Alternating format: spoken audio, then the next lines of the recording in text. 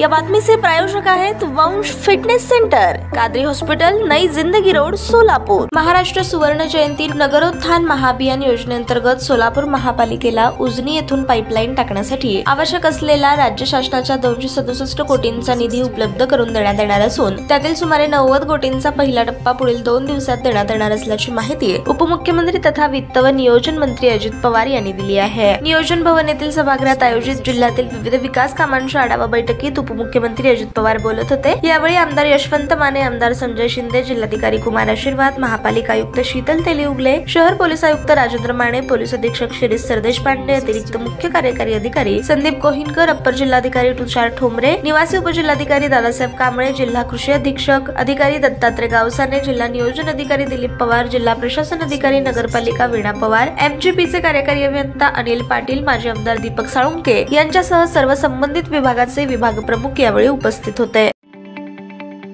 ताज्या बातम्या पाहण्यासाठी प्राईम महाराष्ट्र न्यूज चॅनलला सबस्क्राईब करा।